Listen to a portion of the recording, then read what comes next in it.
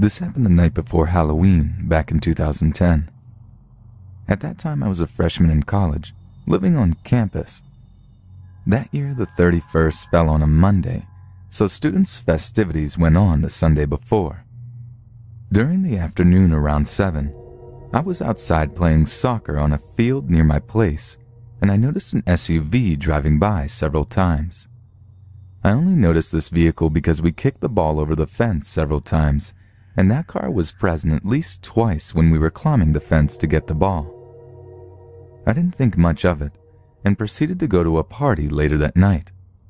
My girlfriend, a few friends, and I left at around 9:30 p.m., and we noticed a helicopter in the sky with a bright floodlight attached to it, seemingly scanning the area. We proceeded to the party and didn't fret over it. The party was on the other side of campus, and so we missed all the sirens and flashing lights racing up and down the street. We got back from the party at around 11 p.m., and I immediately noticed that not only was the first helicopter still in the air around my on-campus apartment, there was a steady stream of police cars, ambulances, and fire trucks driving up and down the street nearby. However, none of them had their lights nor sirens on, so I wasn't alarmed. The next day, the internet informed me that an SUV was found ablaze in the parking lot with a woman's body inside. This happened about a half a mile to 3/4 of a mile from where I lived. I guess during the party, the area was crawling with police and other authorities trying to look for clues. My roommate later told me that there was non-stop sirens for a good 20 minutes after I left for the party. In the next few weeks, more info surfaced, saying that a man killed his wife and tried to burn her body. He broke her neck, as well as bludgeoning her body. If the news article I read is to be trusted, the killer was lighting his wife's body on fire during the same time I was getting dressed up in my Woody costume for a party. It wasn't until a few weeks later that I made the connection with the SUV I saw while playing soccer earlier in the day. I find it very chilling that while I was playing soccer, someone was driving within 20 yards of me with a corpse in the car, especially since it was on the campus of a seemingly secure university in a very safe city. This incident happened to me last year on Halloween. My little brother and I were home alone since our parents had gone out to a Halloween party. They had tasked us with handing out candy to the trick-or-treaters. This bummed my brother and I out because we made plans to go trick-or-treating with a few friends. Our parents told us that we were too old to still be trick-or-treating and that we could instead invite our friends over to the house and hang out there.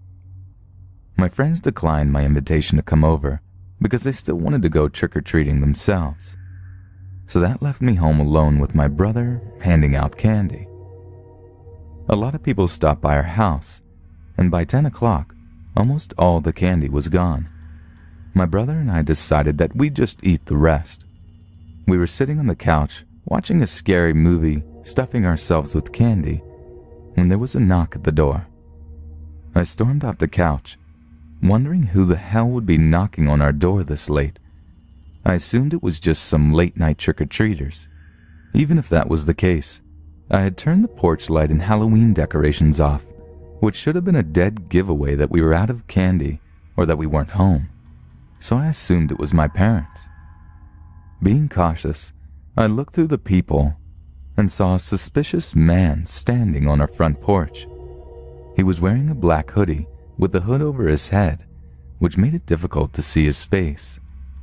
The only detail of his face I could spot was that he had a beard and dry, crusty lips. There was no way that this guy was a trick-or-treater, because he wasn't wearing a costume and was far too old to be trick-or-treating alone. His hands were stuffed in the front pocket of his hoodie, and he also looked very thin. Every single red flag went off in my head about this guy. There was no way in hell I was going to open that door. Still looking through the peephole, I watched as he knocked on the door again. He seemed desperate for us to open the door, and was shaking a bit. It wasn't cold outside, definitely not cold enough for someone to be trembling. He was giving me a bad vibe, and I wanted to get rid of him as soon as possible. "We're out of candy," I shouted to him. I watched as a smile spread across his face. It wasn't a friendly smile either. "Are you alone in there?" the man asked, almost in a mocking voice. His voice was raspy and dry. "Should I call the police?" my little brother asked me quietly, gripping his cell phone. The man let out a low grumble and said, "Sounds like you're not alone in there." I continued to watch him through the peephole. His hands were still wedged tightly in his pockets, and he was still shaking a bit. I began to wonder if he was armed. I decided to take action and spoke to him in the most intimidating voice I could. "Get the fuck away from my house or I'll call the police," I shouted. His smile faded and he bared his teeth. His teeth were piss yellow, and I concluded that he was probably some homeless crackhead. He had a look of fury plastered on his face. Fortunately, he left without trying to break in, probably because he knew I wasn't fucking around with him. I didn't stop watching him through the peephole until I saw him completely off our property. My brother and I breathed a sigh of relief and decided not to call the police. My brother and I were a bit paranoid after this and watched TV until our parents came home. We didn't tell them about the man since he hadn't really tried to harm us. Now when I think back to this, I wish we had called the police, because maybe we would have been able to prevent a murder. You see, the next day we found out that the elderly woman who lived a few houses down from us had been brutally murdered. Her neighbor found her lying on her front porch, covered in blood. She had been stabbed multiple times in the chest and neck. My brother and I immediately knew who had done it, and we told the police what we knew. They couldn't do much from the information we had given them, since we hadn't seen many details of his face. They went on the hunt for the man, but never caught him. I blame myself for that poor old lady's murder, because I could have prevented it from happening just by calling the police. I think the most disturbing thing of all is the fact that he didn't take anything from the old lady's house. Her house had been left untouched, but he could have gone in and taken what he wanted since her door was wide open. This means that he just wanted to kill. That was his only intention. He didn't want money or jewelry. He only had the urge to murder.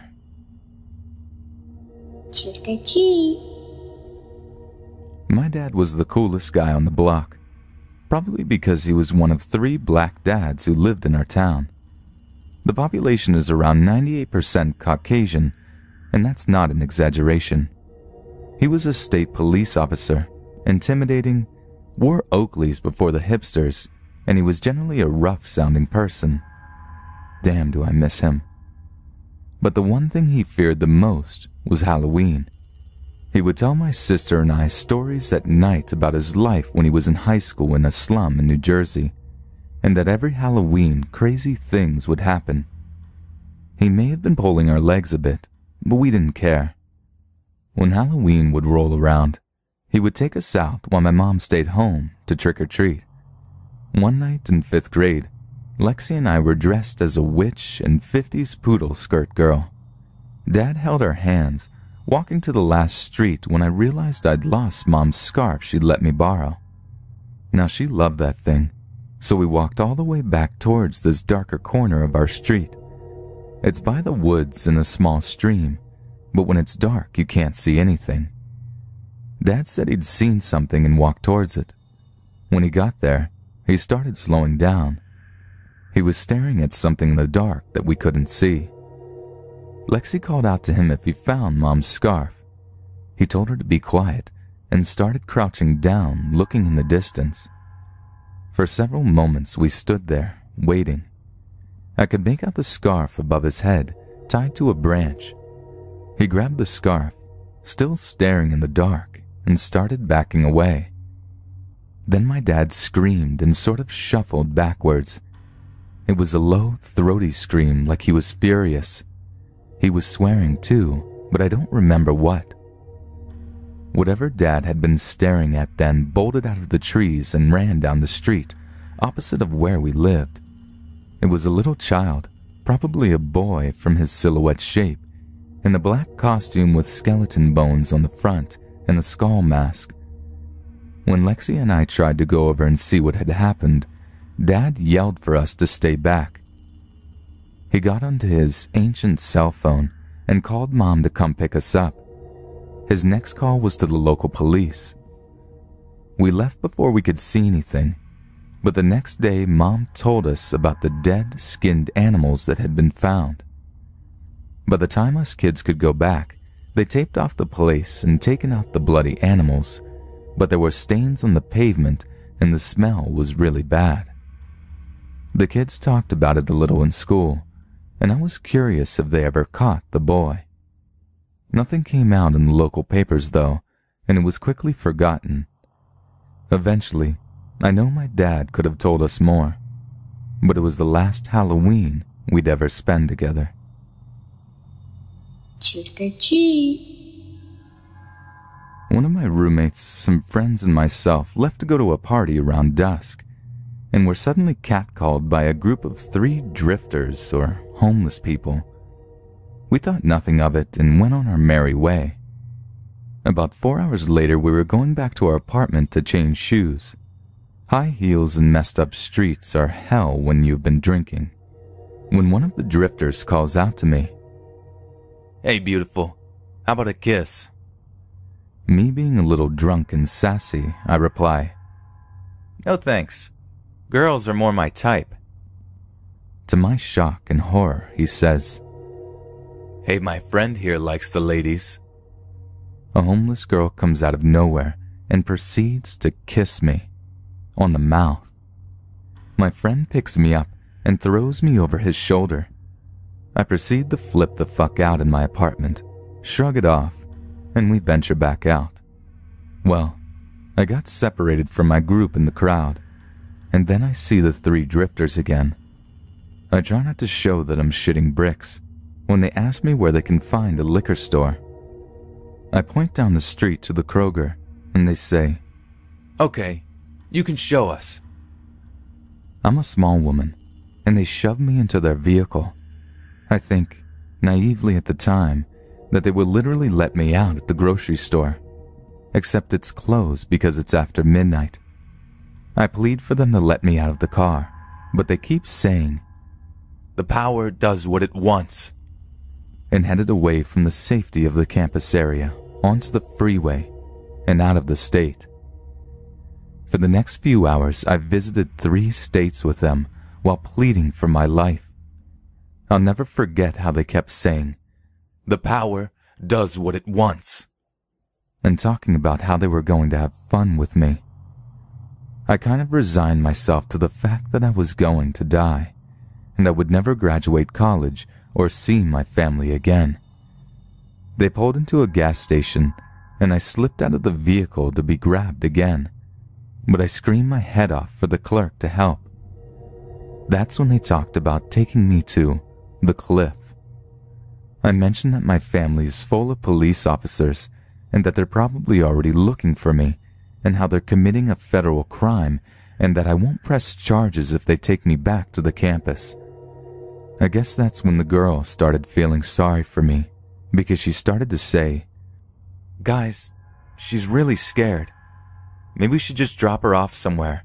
This doesn't have to get worse." They took me back to the campus area, and as soon as the girl pulled me out of the car, a police officer called my name. The girl shoved me toward the cop and yelled, "The power does what it wants, and tonight it let you live." I've never been so happy to sit in a cruiser. They pursued them, but I don't know if they ever were caught. My roommate dropped out of college and joined the military, and I transferred to another school. So ladies and gentlemen, please be careful walking at night. Always keep your cell phone with you if possible, and call the police if you see suspicious people near your apartment. I had a brush with death that day, and I am so grateful for the time I have now. Trick or treat. Halloween has, unfortunately, never been a big deal out here in Scotland, and that's always bummed me out because I love Halloween. But after this year, I think I'll be happy never to celebrate it again. My street and the next street over have a lot of young kids who go out trick-or-treating. So while I was out shopping all day with my mum, we decided to pick up some sweets in case anyone came to our door. I had plans to go to the cinema to see Ouija with my boyfriend. So when I got home, I was getting myself ready to go out, and my mom was busy putting the shopping away. So when the first load of kids came to the door, I was the one who had to answer it. There were children from our street, the next one over, and some I couldn't recognize, as well as an adult at the end of the path. I guessed either a father or an older brother by their size, and they were dressed in all black and had some sort of mask covering their faces, but it wasn't anything I recognized from a movie or anything. Anyway, they all told me their jokes and I gave them their treats, and they made their way back down the path and onto the next house. I was about to close the door when I noticed that the guy with the kids was still standing at the end of my path. He hadn't noticed, and he wasn't watching the children either. He was looking right at me, and my skin started to crawl when I realized that he was just there, staring at me. I backed slowly into my house and watched him as he raised his hand and waved very slow at me, and I was about to call out to him when my mom came to the door to make sure I was all right, and he took off in the opposite way from the children. He hadn't been with them at all, and he left as soon as he realized I wasn't home alone. I was completely freaked out and told my boyfriend all about it when he came to the house to pick me up, but I quickly forgot all about it while we were watching the movie. I finally got home when it was getting really late, and trick-or-treating was well and truly over around here. When I got inside, my mom was just getting ready to take the dogs out for a walk so that they could do their last-minute business, and they would meet my dad on his way home from work, so I was going to be home alone. Now, after my horrible experience earlier, I don't really like the idea of being home alone, and it was only made worse on Halloween, and it always has been. Anyway, I was home alone and I grabbed some snacks and went to my bedroom and onto my computer so that I could do some of my writing, scroll through Tumblr, and listen to music. After my first creepy encounter with the guys coming into my house and into my backyard, my dad bought a motion-censored light and attached it to the wall of our house right outside my window. Normally it will go off whenever a cat walks along our fence, but it will usually go off after a couple of minutes. I always know when the light has come on because it lights up my whole room, given where it's placed, and while I was sitting at my computer, the light came on. I ignored it at first because I knew it would soon go off, but 5 minutes passed and it still hadn't gone off, so I opened my blinds to have a look outside and see what was going on. My stomach almost fell out of my ass when I looked out and saw the creep from hours before sitting on the fence, waving at my window to keep the light on. His waving slowed down suddenly when he spotted me, and it was all seriously creepy again, and I didn't know what to do. I just got flashbacks from before. Luckily, I heard the front door open and my parents coming into my house with the dogs, so I rushed down the stairs and started screaming at them about the guy on the fence. My dad didn't question me. He just took the dogs and rushed through the house, through the back door opening, and ran outside, and then I heard him shouting, "Get the fuck out of here, you creep! I'm going to call the police!" Dad scared him off, but I convinced him not to call the police because I didn't want to relive the whole thing again. I just wanted to go to sleep and forget about the whole night completely. Trick or treat. Halloween is my favorite holiday. Is, not was, despite the events that unfolded one crisp Hallows Eve when I was about 16. At the time I lived with my parents, younger brother, older stepbrother, and cousin, in a big, but old house that sat in a cul-de-sac close to Main Street. Behind it ran an alleyway flanked by apartments, and it had a huge yard that my basement bedroom looked out on. We lived in a small town. Crime seemed minimal in that area, and I'd made my way out that Halloween night to make the most of the best day of the year. It wasn't just what happened that night, though. It was, of course, what came after, and one small incident that came before. A few days before Halloween, my stepbrother and cousin arrived home to discover a pickup truck full of dudes taking photos of our house. Weird, but when approached, the men seemed friendly and complimented our Halloween setup. It was pretty great, that is true. The men sped off without incident and were quickly forgotten. My stepbrother and cousin re-entered the story Halloween night, the big event itself, at about 3 a.m. Both had been out drinking with their friends, and as such, both had left their respective vehicles and braved the icy walk home on their own. Cousin arrived home first, but couldn't seem to get his key in the lock, so just sat on the porch bench and waited for my stepbrother to show up. He did about half an hour later. After having a bit of a laugh at my cousin for being an uncoordinated goober, he went to unlock the door himself and, no luck. So they bit the bullet and called my mom, waking her up and let them in. She, of course, unimpressed to be opening the door for a pair of drunk idiots at this time of night, and didn't buy their story about the wonky lock. They insisted, though, and to shut them up, she finally relented and tried her key. She, too, could not get her key in the lock.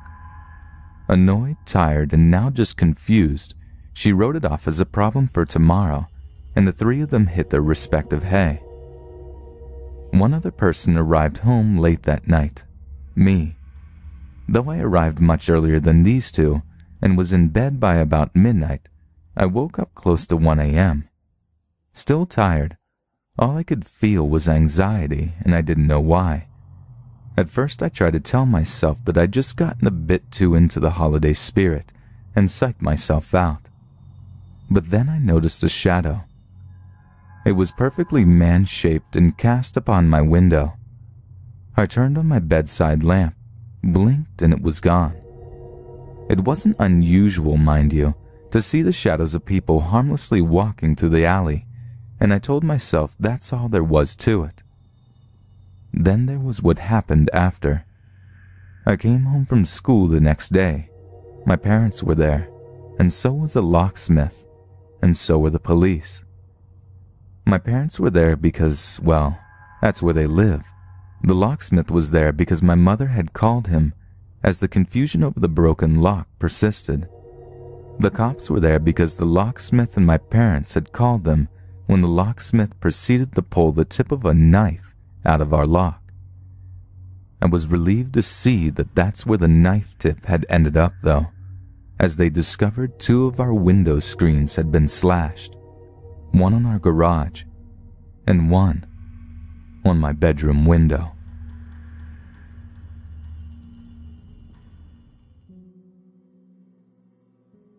My mom and sister went to my neighbor's house, leaving me alone in the house. It was about 4:30 and already beginning to get dark. I took that opportunity to sneak upstairs into the attic to try on some Halloween stuff. I quickly ran up the steps, knowing that if my mom came back and caught me, I would be in deep trouble. Although all the windows were shut, I felt a cold breeze pass through me, but I thought nothing of it at first because I had no past experience of paranormal phenomena. I rummaged through the bag of Halloween costumes and pulled out a witch's hat, which I tried on for size. Almost immediately, some unseen force hit the hat. I dropped the bag and quickly turned around, but found nothing against which I could have knocked the hat. As I bent down to pick up the bag, I saw the handle to the bathroom door turn and the door rapidly open. I walked cautiously into the bathroom, wondering what had caused the door to open in such a way. I suddenly had a feeling that there was another presence within the room. I looked out of the window to check if my mother and sister were still outside. and sure enough, they were. Just as I was about to turn away from the window, I saw the reflection of the cupboard door sliding open.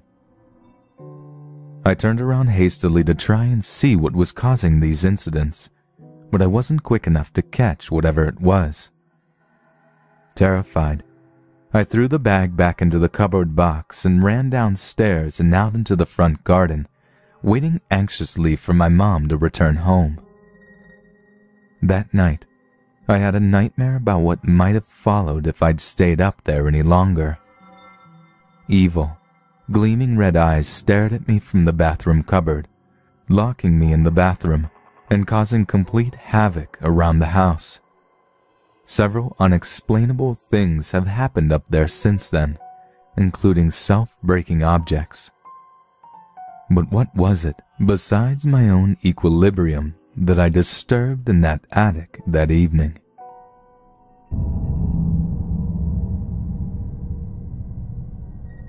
It was Halloween evening 1995, when Pamela and her brother were heading home on a country road near Greenbelt, Maryland.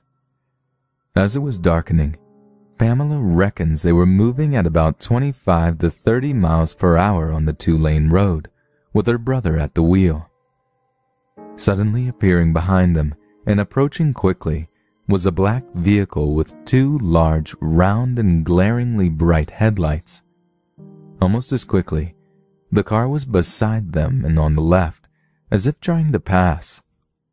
But Pamela says it seemed that the old black car was floating rather than riding the pavement.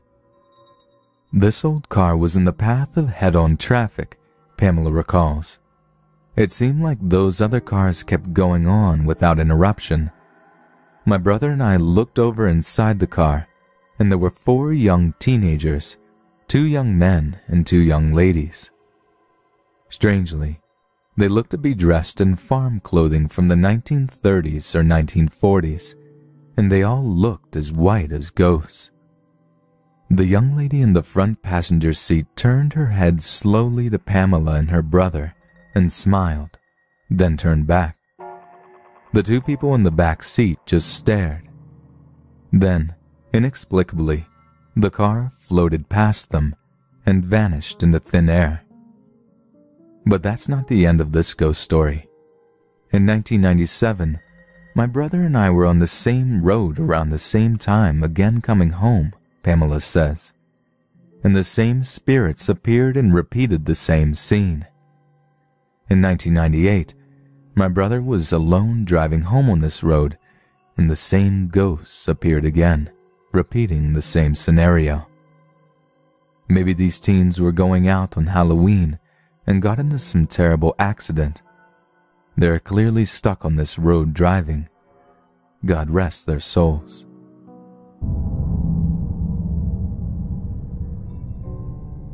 On Halloween, many people test their bravery by venturing into dark cemeteries. Sarah and her husband, who had always been fascinated by the unknown, decided to do just that on the Halloween night of 2002. It was an experience, she says, that changed her life. We chose Blood Cemetery in Mukwanago, Wisconsin, Sarah tells us. I think it goes by a different name now, but the Blood family was the first African-American family in that town, and they are buried in that cemetery near a statue of a book on a pillar. Sarah's husband used to live in that town and often heard tales of supernatural events occurring in the cemetery. This got Sarah's juices flowing, so armed with a camera, 2 flashlights and an audio recording device, they headed into the tiny cemetery. We headed for the Blood Monument first, she says. After waiting around in vain for the Blood family to show themselves, we did a little walking around. We were about 48 feet away from the Blood Monument when something made me turn around and look back at it. I saw what appeared to be a giant blue orb. It was about the size and shape of a human head, and about that far off the ground. I didn't look long enough to make out a face, so I cannot tell you if it was truly a face or not. That's all it took for Sarah and her husband to run out of the cemetery at a speed they never imagined they could attain. Although the ground was dry, they both stumbled and tripped as they ran. Her husband said he felt as though he was being sucked into the ground, but Sarah swore it felt more like hands grabbing at her ankles and pants. At the outer edge of the cemetery, they caught their breath and gathered their courage for one more short walk around the gravestones with the audio recorder and camera. I tried to open myself up a little, and I was lured to a random area of the cemetery, says Sarah. We stood there for about 10 seconds, until I felt the sudden urge to run. I said, "Oh my God, we have to go." I started running with all my might. My husband followed. I turned and I snapped a picture of the spot we were standing. When we got back to the car, we listened to the audio. This is what we heard: the shuffling of our feet in the leaves, and then it stops. Get out. The voice was obviously not human, but not quite animal, Sarah is certain. It was a demon. The picture showed a whole lot of nothing, except for 2 little red eyes.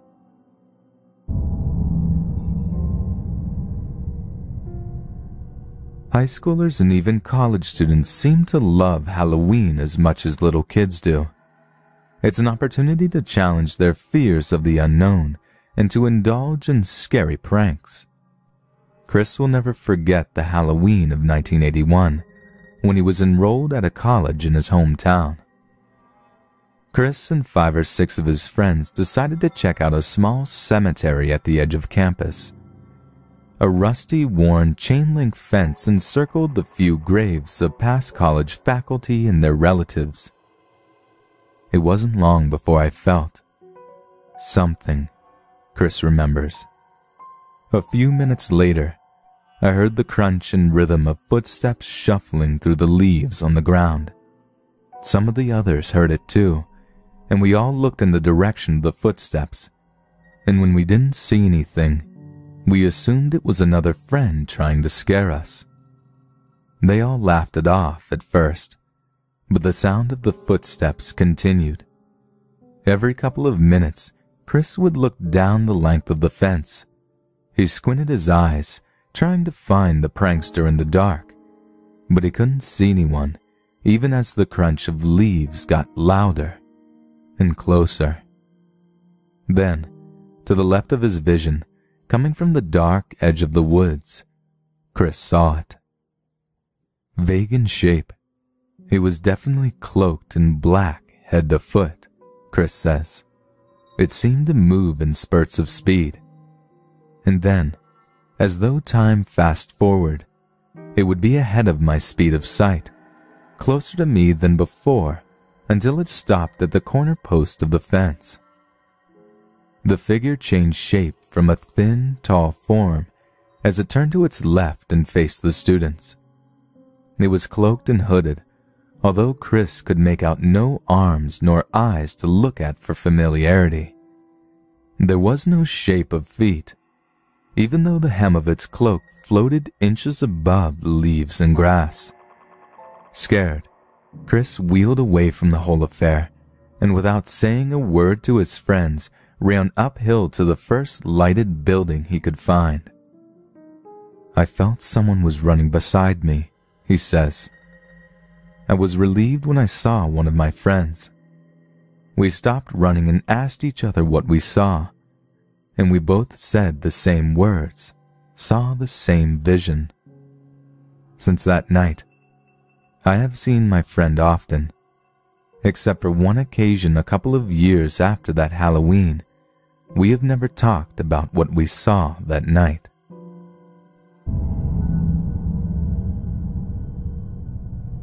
Halloween often inspires people to break out their Ouija boards, even if the talking board has been sitting gathering dust on a shelf the rest of the year.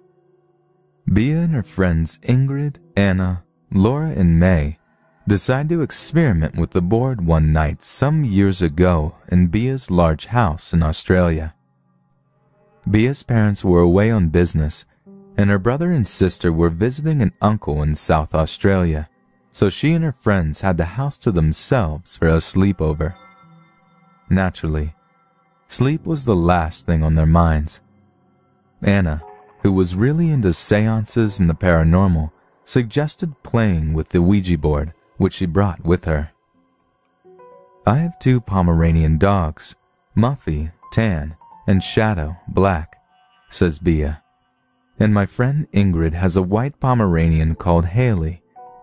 Muffy, Shadow, and Haley, along with Anna's dog, Ernie, and Laura's 2 dogs, Archie and Rosie, were all in the backyard, and we hadn't heard a peep out of them for about an hour. Upstairs in Bia's bedroom, the girls arranged themselves in a circle with Anna's Ouija board in the center.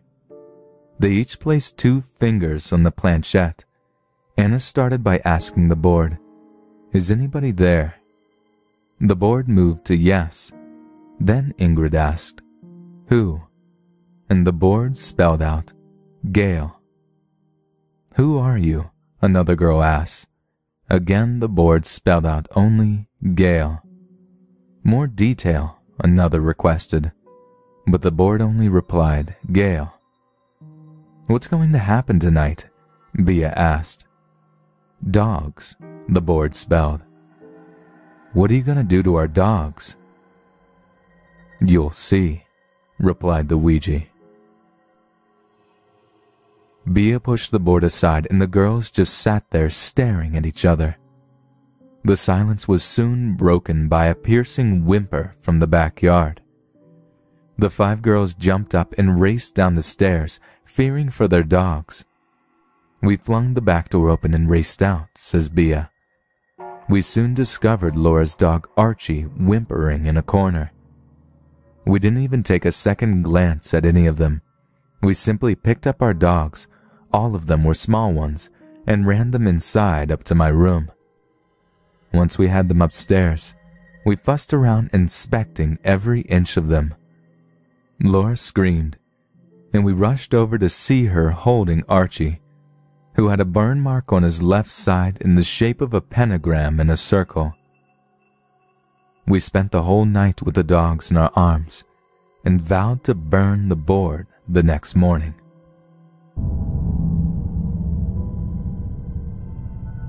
The following incident happened on Halloween night 2005. The only reason this is burned into my memory is because about 6 of us were witness to it, so it often comes up in conversations. There is a legend nearby, deep in the dark woods of an old haunted mill. The story behind it is that a family of 3 used to live there, a father, mother, and their 4-year-old son. The mother apparently went crazy and drowned her son in the pond next to the house. When the father came home from working at the mill and found his son, he attacked the mother, and the fight ended in the attic, with the mother shooting the father in the head with a rifle. It is said that she hid his body beneath the floorboards, then hung herself up in the attic. The legend suggests if you go up in the attic and call the woman degrading names, she will appear to you. So, being the bored kids that we were, my 5 friends and I piled into my little car and drove to the haunted mill. I had my digital camera and was anxious to capture images of some ghosts. I'm a bit of a skeptic too, and I'm always finding excuses for the so-called orbs in photographs, constantly insisting that they are flecks of dust, bugs, or drafts of light. The woods that the mill is settled in are always very dark, so the moonlight hardly penetrated the trees as we arrived at the old stone house. We all crept out of the car and were startled to see 2 large black horses standing in front of the house. I quickly snapped a picture of them. Then we moved around, trying to find a way in. To our dismay, the only opening was a small window through the basement. We had to get down on our hands and knees to crawl through. As I bent down, I felt someone push me from behind. I cried out and looked around to see I was in last place, and I put my hand down to catch my balance, only to cry out again as my hand caught something thorny. I looked down and saw nothing unusual. Upon examining my hand, everything looked fine. It felt like I had barbs sticking into my skin, yet I couldn't see anything. After we all squeezed in through the opening, we turned on our flashlights and began exploring the house. The walls, to our surprise, were all drywall, and we realized that the house wasn't as old as we had originally thought. Yet they were covered in graffiti, a lot of upside-down crosses and 666 signs, which didn't do much to calm our nerves. Finally, we made it up to the attic. We all huddled together in the center and held hands. Nobody wanted to shout the curses, so I, being the skeptic, and therefore the bravest, decided to take on that role. I shouted some choice words in the darkness around us, and we all held our breath, waiting. Nothing happened. We waited for about 50 minutes with no apparition of the woman's ghost. With a mixture of relief and disappointment, we turned and headed down the stairs. Somehow I got in last place again, so I turned and snapped one more picture of the empty attic. I swear to you, as my flash bounced off the walls, I saw a lone female figure standing in the back corner.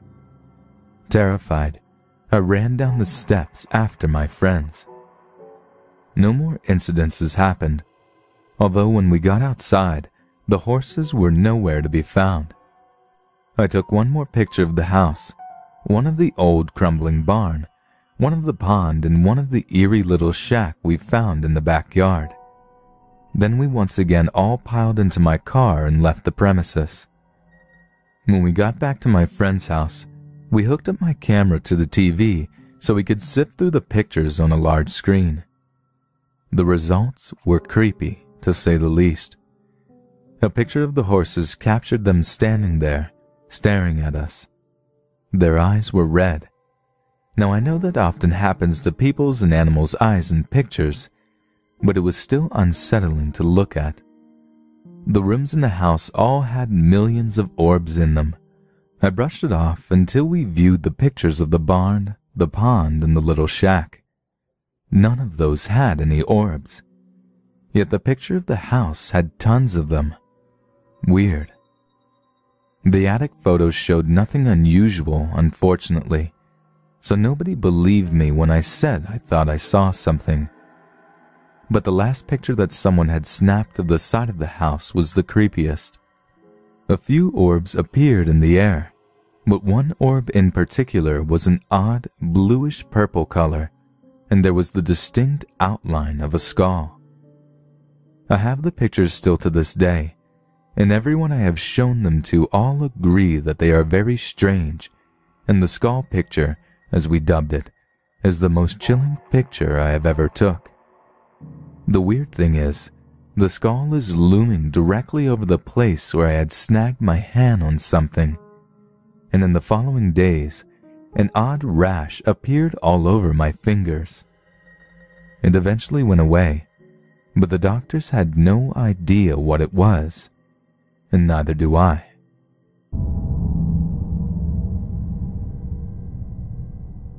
Every Halloween around midnight in our living room, I see a white figure of a little boy just staring at me. This first happened in 2005, the year my mom and I first moved into our apartment. I was 10 years old and my mom was sleeping. Usually I can't sleep on Halloween because I get too scared. That year, I couldn't close my eyes without feeling someone sneaking into my room. When I first saw it was about 1 a.m., and I was just lying in my bed thinking about the Halloween that had just passed. I started to drift off. Then I felt as if someone or something was tickling my feet. So I opened my eyes, and that was when I saw him. I distinctly remember that he was all the way over by the wall. I closed my eyes, thinking that it was just my imagination. But when I opened them again, he was closer than he was before. I ran into my mom's room and told her what I saw. Of course, she didn't believe me, and she told me to go back to sleep.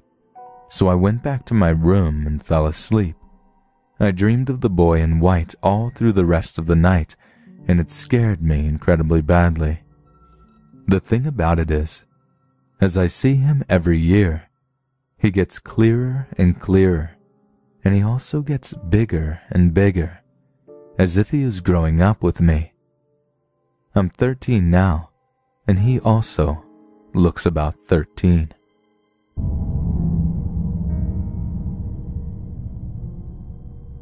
It happened in London on October 31st, Halloween. I was making the rounds at my Halloween party looking for my 7-year-old son, and I couldn't find him. I went to his room and he wasn't there, but then I heard him laughing in the wardrobe. I opened the wardrobe, and he was the only one in there, laughing. I just thought he was doing what normal kids do, playing, until later on. The party was all over and I was cleaning up. I couldn't find my son again, so I went upstairs and checked the wardrobe. He was in there laughing again. This time I asked him what he was doing. "I'm playing with Mary," he replied. I thought this time one of the kids was in there with him, hiding, so I opened the other side of the wardrobe. There was nobody there. So I thought that he had an imaginary friend. I told him to stop talking about an imaginary friend because it's not real, and then I went downstairs to clean more. 2 hours later at 10 p.m., I'd finished cleaning up and my son was already in bed. I was tired, so I went to bed. When I went into my room, I found a message written in my lipstick on the mirror saying, "You're wrong. I am real. I am Bloody Mary." As soon as I saw this, I rushed to my son's room only to find him with bloody scratches all over his arms, legs, and face. He shouted at me, "I hate you. This wouldn't have happened if you said that she was real."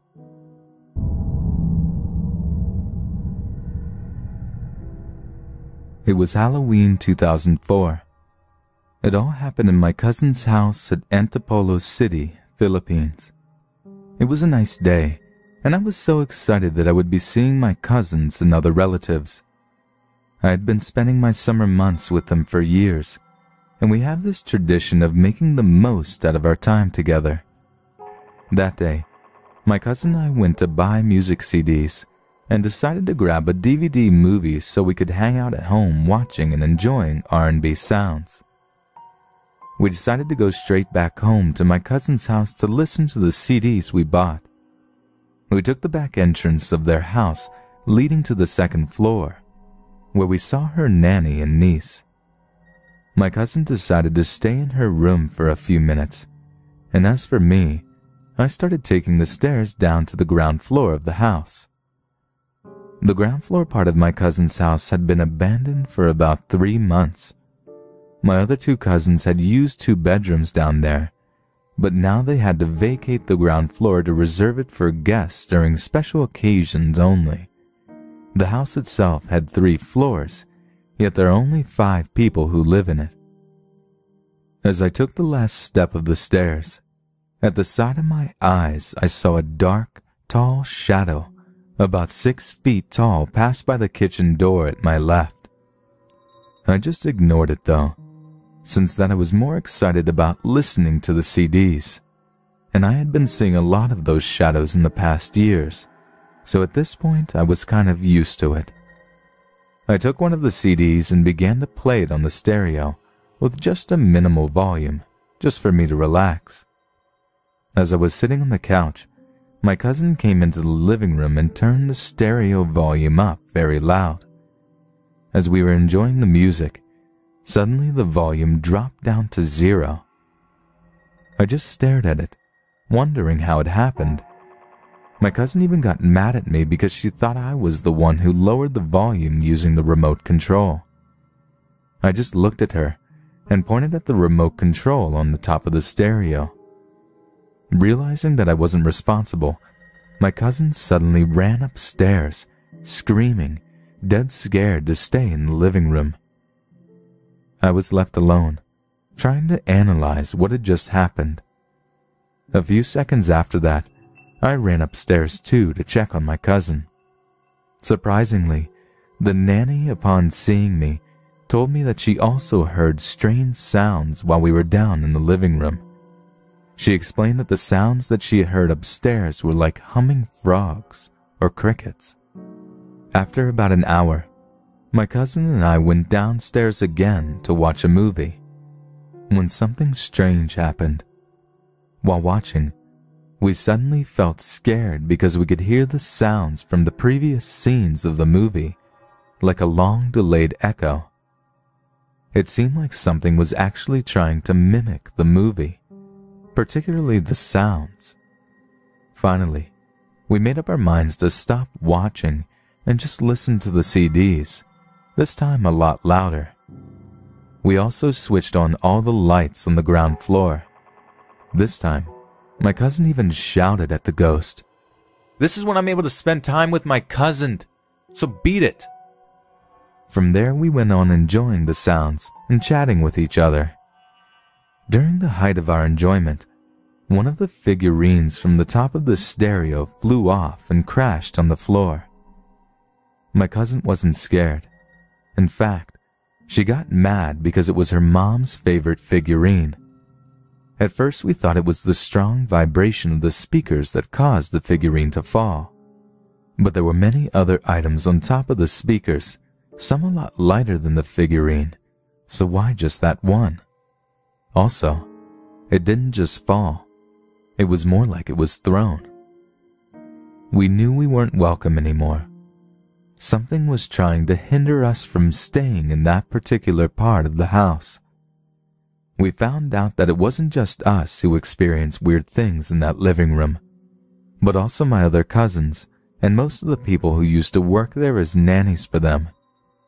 These former nannies had left without a word, even without getting paid. Perhaps they were in fear of getting harmed or bothered by that same shadow entity.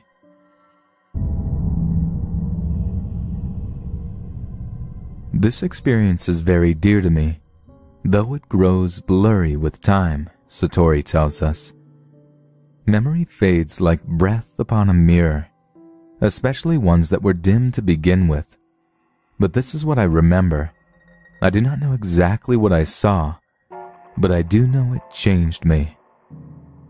Satori's experience took place at an all-girls Catholic college she attended, where it was rumored there was a particular bathroom that was haunted. The girls frequently talked about the icy air in this room, and of hearing and seeing strange things, and a feeling of being watched. Satori dismissed them as tall tales. One Halloween, however, Satori and her friend decided to go and talk to the spirit. They went into one of the bathroom stalls that had a bathtub, because it was said to be the center of the haunting energy. My friend got into the bathtub and started feeling around, Satori says. I did too. And I felt the most amazing feeling, a tingling, like electric current coming from the walls and faucets.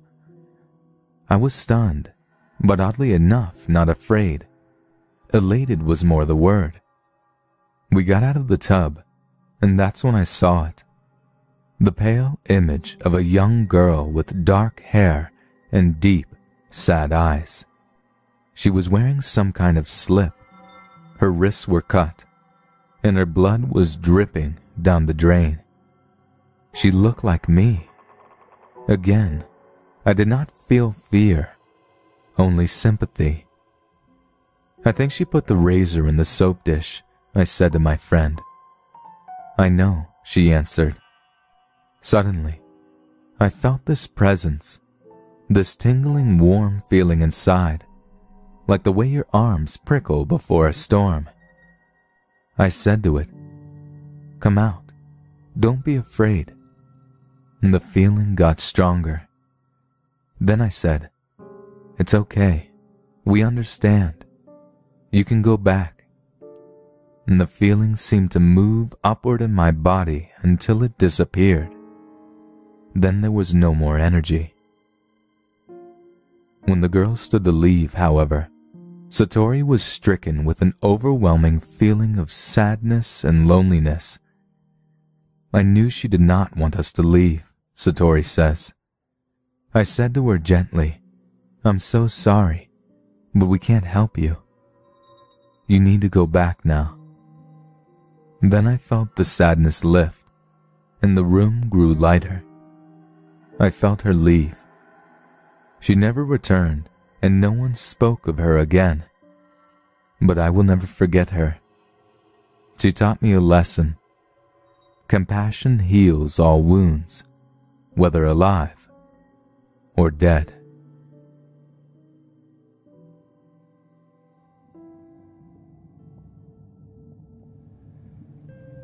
There's a reason that Halloween takes place in autumn. If it was celebrated in the sweltering summer or at the height of winter, it wouldn't be the same, would it? No. Halloween, or All Hallows' Eve, is perfectly timed. Twilight comes early. The air is chilled. The trees shed their decaying leaves, and the earth prepares for its dark sleep, for death. It's no wonder we all get creeped out this time of year. We become more aware that there are things, unknown things, out there in the dark. Here are 3 true stories of Halloween time encounters with the unexplained. Number 1. The Evil Black Dog. JF lives in a small area of Texas called Del Valle, where there is little more than gas stations, schools, houses, and cows. She usually considered this place rather boring, but one night a few days before Halloween would change all that for her. On this night, JF was driving her boyfriend to his house at about 8:30 p.m. Being a person who says she can almost always sense immediate danger or evil, JF's heart began to beat rapidly. For some unknown reason, chills ran down her spine, and she began to perspire, even though she had the car's AC on full blast. I was getting an eerie feeling that something evil was up ahead, she says. We are all familiar with how an animal's eyes glow in a creepy way when a light is shone into them. Up the hill, about 2 minutes from my house, a black dog walked right in front of my car, JF says. She thought it was peculiar that the animal was just casually walking across the road without any apparent fear of getting hit by her car. I hit the brakes and managed to stop about 5 feet from the dog, she remembers. It just stood there and stared at me. I turned on my high beams, and when I saw its eyes, they turned a golden, reddish tint. It stood there for about a minute, then walked away. I hit the gas and sped off, terrified. But when I looked back, the dog was nowhere in sight. JF proceeded home, but could not shake the weird feeling of dread that overcame her before and during her encounter with that black dog. Was it a harbinger of something more terrifying? JF believes it was a catalyst for a very disturbing dream a few nights later. I dreamed that I was in my room listening to music when it all of a sudden stopped. she recalls vividly. I looked at my iPod, and it was still playing, but there was no sound. I looked at my door, and there was a man in a black trench coat staring at me. It wasn't the fact that there was a man in my room that freaked me out. It was his face. It was red with black cracks all over, and he had horns. His eyes were a deep gold with no pupil, and he had long fangs coming out of his mouth. I just sat there staring at him. Then he said, "It's time." And that's when I noticed a watch in his left hand. When he spoke, his breath came out as smoke and reeked of burning, spoiled meat. He made a grab for my neck, and that's when I woke up. The first smell that came to me was burning, spoiled meat. JF continues to be haunted by those connected experiences. I can never be outside now, not at night. Demons and ghosts exist outside. I have purified my room because it seems that's where I'm most vulnerable. These entities seem to appear when I'm trying to enjoy life. Number 2. Happy Halloween Fairy. Storybook fairies have been traditional Halloween costumes for many years. What Richard saw at Halloween time in 2008, however, was no costume child. It was the night of the elementary school Halloween party, and Richard had taken his children to the school in central New Jersey to attend. The party was held in the school's large cafeteria, which was decked out in Halloween decorations and orange floodlights. A DJ played music, and a costume teacher greeted the children with her Halloween bag, glowing with orange lights. As the children enjoyed the festivities, Richard ducked outside to the parking lot to catch a quick smoke. He could still keep an eye on the kids from outside through the windows. As he was standing there smoking, Richard noticed a tiny but intensely bright orange light dancing about at the treetops near the tree line past the end of the parking lot. At first, he didn't think much of it. Perhaps it was just a reflection of the orange floodlights, he thought. But the more he watched it, the more puzzling it seemed. What is that anyway? He asked himself. The glowing orange light was fluttering around like a butterfly in erratic up and down motions and from side to side.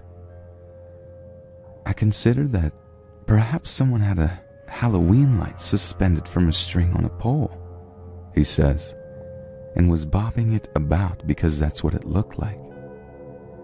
But that didn't make sense either. This fluttering light was 20 feet off the ground. Could it have been a remote-controlled flying toy of some kind?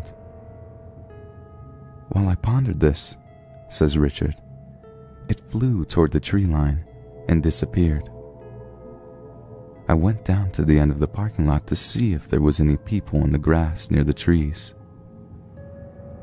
Other than what appeared to be a person sleeping in one of the cars, there was nobody in sight. I can only conclude that this must have been a fairy enjoying the holiday festivities. Number 3. The Troll. Amanda's Halloween experience took place in 2008, right before the holiday. And no matter how much she tries, she cannot forget or convince herself that she was mistaken in what she saw. I was driving to my parents' house for Sunday dinner, Amanda says. It was a trip from Amanda's home near Pinecrest in Campbell County, Tennessee, to her parents' more rural home 5 miles further out of town. It was a sunny fall day at about 4 o'clock in the afternoon, and Amanda was driving rather fast on the winding road with her daughter in the front seat. She was a bit late. "I came around a curve in the road," she says, "and suddenly had to swerve the car sharply to the driver's side to avoid hitting something sitting on the edge of the road on the passenger's side. I slowed down and got a good look at it, and I have no idea what I saw. It, whatever it was sitting slightly in the road with its legs stretched out in front of it. Its back was facing the road, and its legs were in someone's driveway. At first I thought it was a Halloween decoration some moron had put on the road for a joke, because it looked like a stuffed dummy or something. I saw it back too at first, and it wore all black, a black hat, and had straight black hair coming to just past its collar. I say it looked like a dummy because it was sort of slumped over, and the back of its coat looked lumpy, like it was stuffed with leaves. Amanda passed it slowly in her car, rather annoyed at the prank because it nearly caused her to wreck her car. But then it became apparent that this was no Halloween dummy. "It turned and looked at me," she says. "The best way I can describe its face is that it looked sunken and wrinkled like a dried apple. Its face was also solid black like the rest of it, and it didn't move except to glance over its shoulder at me. My daughter looked at me, shocked, and I hit the gas and sped away. I was horrified and told my mother about it when I arrived there, describing it as ridiculous as it sounds. I called it a troll. She laughed at me, even though my daughter supported my story and insisted that it had been someone in a costume. But why would they be sitting in such a dangerous spot in the road like that? I don't have a clue what it could have been, but I've never seen it again. Neither have I forgotten it, unfortunately. I think about it every time I pass that driveway. My family still teases me about my troll sighting, so I don't tell anyone about it anymore.